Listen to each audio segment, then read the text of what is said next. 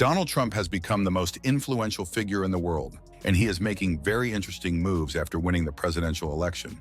And one of the messages he sent was about why California Governor Gavin Newsom has done a terrible job in California and why he should resign, especially after the latest wildfire that showed a complete incompetence of California government.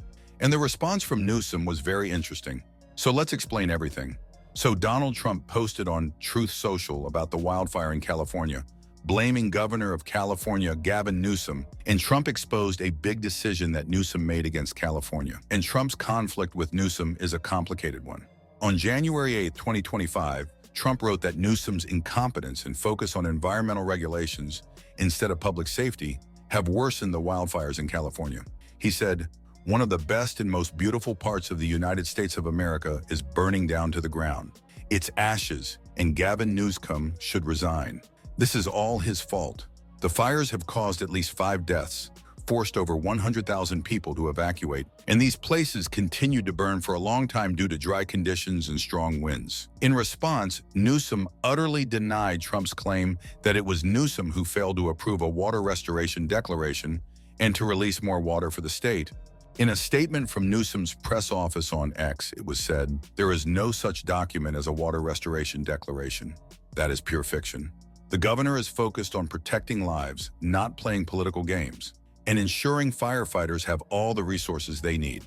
Earlier, Trump also criticized both Newsom and President Joe Biden for their handling of the disaster. He wrote, "The fires in Los Angeles may go down, in dollar amount, as the worst in the history of our country. In many circles, they're doubting whether insurance companies will even have enough money to pay for this catastrophe. Let this serve and be emblematic of the gross incompetence and mismanagement of the Biden-Newsom duo. January 20th cannot come fast enough." Newsom responded by saying over 7,500 firefighters are working with local and federal teams to control the fires. He urged residents on X and said, "Remain vigilant tonight. Listen to local officials and be ready to evacuate if you're near impacted areas." Newsom also criticized Trump for making the situation political. "People are literally fleeing. Kids have lost their schools, communities have lost their churches, families have lost their homes. Some have even lost their lives. And the president-elect's response is to politicize it," he wrote. And this is not the first time Trump has expressed criticism and frustration with Newsom, as everything started 5 years ago. That's when, in 2019, Donald Trump criticized California governor for doing a terrible job of forest management. Trump pointed out that he had warned Newsom from their first meeting to clean the forest floors and carry out controlled burns to prevent wildfires. He claimed environmentalists were influencing Newsom's decisions, leading to recurring disasters. "I told him from the first day we met that he must clean his forest floors, regardless of what his bosses, the environmentalists, demand of him. Must also do burns and cut fire stoppers," Trump said. Trump also expressed frustration about the repeated need for federal aid to handle wildfires in California. He wrote, "Every year as the fires rage and California burns, it is the same thing. And then he comes to the federal government for financial help? No more." During his first term as president, he warned Newsom directly, saying, "Get your act together, Governor." In another post, Trump highlighted that other states didn't experience wildfires on the same scale as California. He praised firefighters for their hard work while suggesting changes to water management in the state. "You don't see close to the level of burn in other states, but our teams are working well together in putting these massive and many fires out." However, in 2020, the tension seemed to ease a little between the two, as Newsom had a one-on-one meeting with President Donald Trump on live TV, which seemed like the perfect chance to challenge the Democrats' biggest political rival just 50 days before the election. However, Newsom set aside the fiery rhetoric and had a positive conversation with Trump. "We've known each other too long, and as you suggest, the working relationship I value," Newsom said to Trump during their meeting at McClellan Park. And in 2023, Newsom criticized some Democrats for trying to block Donald Trump from appearing on California's 2024 presidential primary ballot. Newsom emphasized the importance of defeating candidates through elections, saying, "We defeat candidates at the polls." He also stated, "There is no doubt that Donald Trump is a threat to our liberties and even to our democracy. But in California, we defeat candidates at the polls." And in 2024, the dynamics between Gavin Newsom and Donald Trump have shifted significantly. While Newsom had previously maintained a working relationship with Trump, tensions grew over time.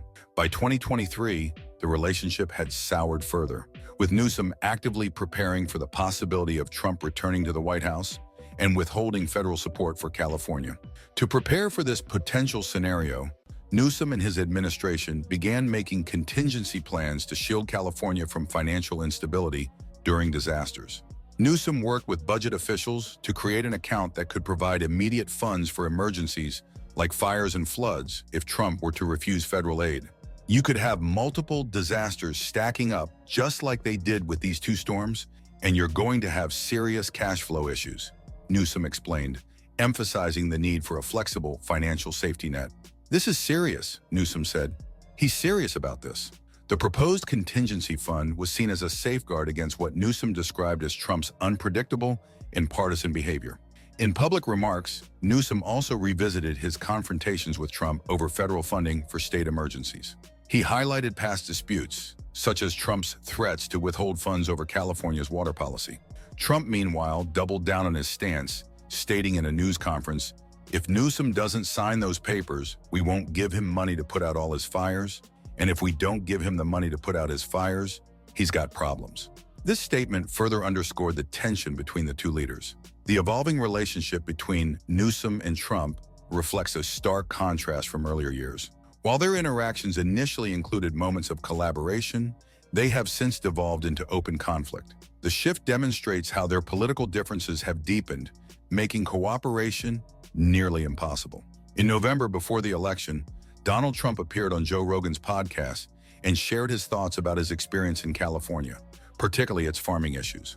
Trump criticized how water management in the state has affected farmers, recounting what he saw while visiting California farm country with some congressmen. "We're driving up a highway and I say, 'How come all this land is so barren?'